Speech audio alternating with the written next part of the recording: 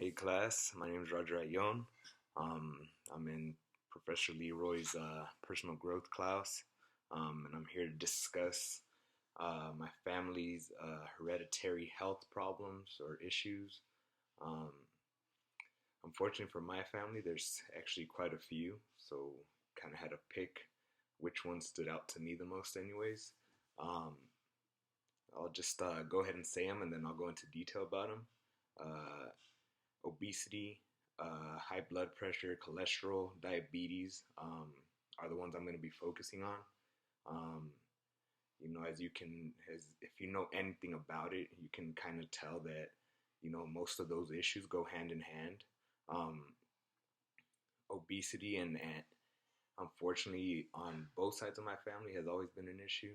Uh, that's just being overweight, fat, whatever it may be. Poor diet for the most part.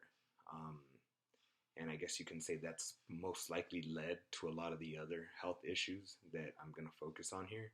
Um, First one I'd like to go into, detail in is cholesterol. Um, on my father's side of the family, they have a strong history of cholesterol, and my father has it himself. Some of the symptoms I would say are mostly for him is chest pain. But I do know that it can lead to heart disease, heart attack, heart failure, anything like that. One of the things that you can do to keep cholesterol under control, anyways, is having a healthy diet. You know, uh, just having foods around multigrains, fish is always good, and you want to avoid a lot of the bad stuff. Obvious stuff, uh, foods that are high in fat, um, foods that are too high in sugar. For the most part, keeping a healthy diet helps keep this under control. Um, Another one here would be high blood pressure. Um, Same deal. Diet has a lot to do with it. For this particular thing, you want to, watch your sodium intake a lot, just because that does have a direct relation to the high blood pressure. And then alcohol, you want to, avoid having too much alcohol, excessive amount, anyways. Smoking, uh, cut back on caffeine, and if possible, which sometimes obviously it's not, reduce stress or any excess stress. Obviously that's something that's kind of hard to get rid of altogether, anyways.